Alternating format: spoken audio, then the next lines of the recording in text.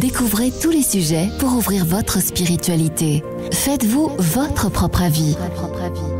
Le podcast, rendez-vous sur notre site www.enquête-spirituelle.com. Enquête spirituelle.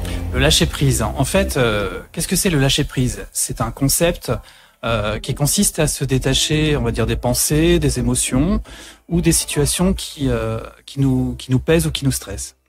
Ça signifie pas abandonner ou renoncer, mais plutôt accepter ce qui est hors de notre contrôle et se libérer des attentes ou des attachements qui peuvent nous freiner.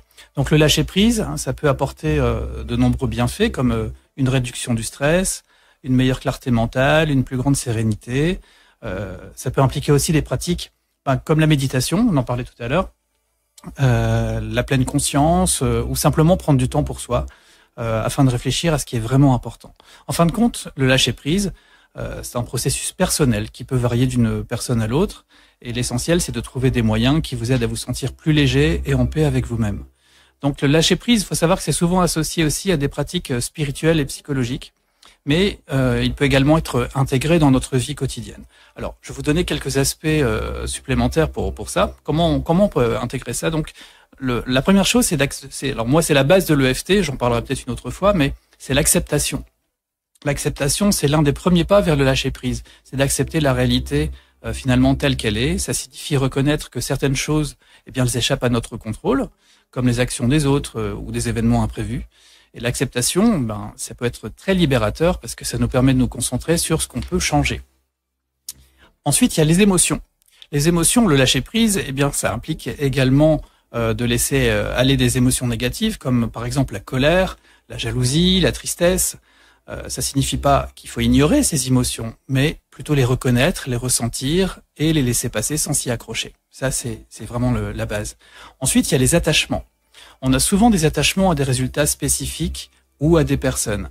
Le lâcher-prise, il nous encourage à relâcher ses attentes et à être ouvert aux différentes possibilités que la vie peut nous offrir.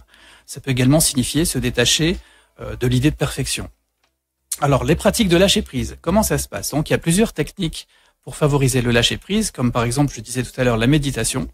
Donc, la méditation, c'est prendre le temps de méditer. Ça peut aider à calmer l'esprit et se recentrer. Ensuite, moi, ce que je recommande souvent, c'est l'écriture. L'écriture, par exemple, tenir un journal, ça peut être un excellent moyen d'exprimer ses pensées, les libérer. Il y a l'exercice physique. Alors ça, moi, je le cherche encore, mais je le recommande quand même. L'activité physique peut aider à libérer des tensions et améliorer notre bien-être général. Et la respiration consciente. Ça, c'est super important. Moi, je travaille beaucoup ça en sophrologie. C'est prendre quelques instants, par exemple, pour se concentrer sur sa respiration, écouter ce qui se passe. Et donc ça peut apaiser l'esprit. Donc les bienfaits du lâcher-prise, c'est quoi ? En pratiquant le lâcher-prise, on va dire, on peut ressentir une plus grande légèreté, une diminution de l'anxiété et une meilleure capacité à vivre dans le moment présent. Le moment présent, ça, c'est le plus important aussi. On est toujours en train d'anticiper ou regarder en arrière et finalement, on passe à côté du moment présent. Donc ça peut également améliorer nos relations parce qu'on devient moins attaché aux résultats et plus ouvert aux autres. Et enfin, c'est un vrai cheminement personnel parce que le lâcher-prise, c'est un processus qui peut prendre du temps. Il est normal de rencontrer des difficultés en cours de route. L'important, c'est d'être patient avec soi-même et de reconnaître les progrès, même lorsqu'ils sont petits. Voilà ce qu'on peut dire sur le lâcher-prise. Il y a tellement de choses à dire, mais finalement, ce que je trouve le plus important là-dedans, c'est vraiment ce que je disais, l'instant présent. On est dans l'instant présent, on vit. Là, on est dans l'émission, on n'est pas tout à l'heure quand ce sera fini. Maintenant. Voilà. Exactement. Et donc, le fait d'être dans l'instant présent, ça nous permet de nous reconnecter à quelque chose qui est la réalité au moment où elle se passe. Ouais, tout à fait. Et qu'est-ce que tu penses de la cohérence cardiaque comme lâcher prise, justement ? Oui, la cohérence cardiaque, c'est quelque chose, c'est une technique en fait qui est très intéressante. Cohérence cardiaque, ça veut dire qu'il y a une cohérence entre le cœur, la respiration. Donc, on va trouver ça. Ce sont des techniques en fait qui permettent. Alors, la cohérence cardiaque, il y a énormément à dire. Ça, on peut même agir sur le diabète, sur le cholestérol, sur. Il y a une liste phénoménale. Oui. C'est bluffant. C'est très codifié. On a une appli, par exemple, qui est gratuite, qui s'appelle Respirelax. Oui.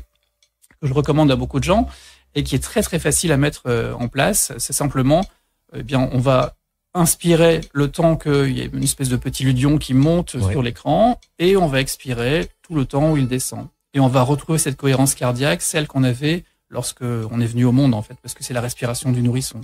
Tout à fait. C'est qu'on avait déjà eu l'occasion au centre 6e sens avec Amy de faire venir un ostéopathe qui avait une machine pour mesurer la cohérence cardiaque en direct. On avait fait une démonstration, c'était très bluffant parce que c'est prouvé scientifiquement. Exactement. C'est pas du chiquet, voilà, c'est vraiment quelque chose de très bien que je pratique assez régulièrement d'ailleurs, peut-être pas assez, mais c'est vrai que ça prend 5 minutes, on dit toujours 5 minutes de cohérence cardiaque. Ça vaut toutes les méditations du monde aussi parce que c'est pas très long. Il y a des gens qui aiment pas justement pour lâcher prise. Moi, je te parle de mon cas personnel, Stéphane, c'est une méditation pour moi, c'est trop long. J'aime pas écouter, voilà, il y a des gens, je suis pas le seul, hein. Pourtant, je suis pas quelqu'un de nerveux, mais voilà, je préfère une cohérence cardiaque 5 minutes, c'est bon, ça me suffit. Et toi, Amy, tu fais quoi pour le lâcher prise? La marche à pied. La marche à pied. La marche à pied, c'est pas mal. La marche en voiture, c'est différent. Oui, donc, c'est ça que tu fais. Ouais, la marche à pied. Quand Tout on marche, simplement. on réapprend aussi à respirer, à observer d'autres choses, à plus être dans, comme tu disais, on n'est plus dans le futur, à anticiper, etc. C'est juste observer l'instant présent. Observer l'instant Et puis, présent. ça fait l'exercice physique, ce que tu disais aussi. Oui. Même si on marche lentement, dans le froid, dans la neige. Mais c'est une forme de méditation aussi, hein. Oui, oui, oui. C'est écouter ce qui se passe, ressentir les choses au moment où elles se passent, que ce soit en plein air, que ce soit à l'intérieur. On est vraiment dans quelque chose, l'instant présent.